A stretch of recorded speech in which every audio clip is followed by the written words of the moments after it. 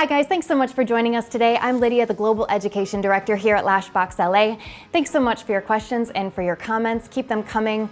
What you guys are doing is really important to us because you're the core of our LashboxLA family, the artists that are out there every day working hard to make our industry even better. So thank you so much for writing to us. Today we're going to talk about retention and all of the important elements that go into delivering the retention that we say that we can. And the first part of that is obviously the environment that we're creating. And that is up to you as an artist to create the perfect environment based on whatever glue you're using. That means the humidity needs to be a certain level and the temperature needs to be a certain degree. And you guys know that. And if you're buying LashboxLA glue, then it is on every bottle of our glue what your temperature and your humidity needs to be. So that's the first and most important part in dealing with the issue of retention.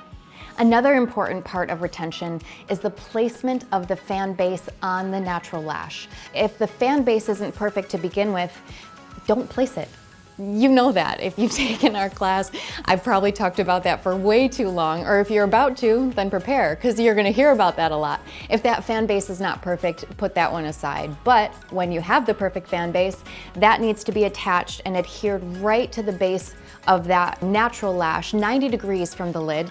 And that part is really important. You know, even if you have the perfect environment, if you're not placing these lashes properly, then that can be a huge part of retention. If there's an air bubble in there, then that fan is not going to last, probably even through the night. So that's a big part of retention that I think we're missing. And you know, it's sometimes easy to blame the glue or the environment or the humidity or whatever, but you know, as artists, we really need to invest in education and really get in there and know how to place these lashes, because you know, the industry, we really need to keep the standards high. You know, and there are people who are lashing who have no business lashing. So those of us who have been educated and have worked to make this industry better, there are so many amazing artists out there. And even the most amazing artists are still trying to get better.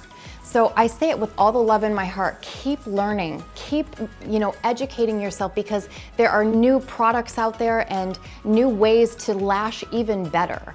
So, you know, if that lash is placed on the natural lash in a way that you know is perfect, then you can absolutely deliver the retention that you say we can. And that's a big part of retention that I don't think a lot of people understand. There needs to be an incredible skill and knowledge as to how to adhere that false lash to the natural lash. And that's something that I think we forget a lot, and that's really super important. So if you have questions about that, ask them. You know, ask us, we want to help you. But I know that retention can be a really big issue, and if you've already handled all of the giants when it comes to that, meaning the environment, and you know that you're placing those, you know, at 90 degrees and with no air bubbles and with perfect bases, and you still have questions, let us know. Keep them coming. We want to know what you think. Thanks so much for joining us today, guys. We really appreciate you watching. If you learned something, subscribe. If you didn't, then ask the question that you want to be answered and we'll answer it for you. Thanks for joining us. Thanks for being a part of our LashboxLA family. Have a great week. We'll see you next time.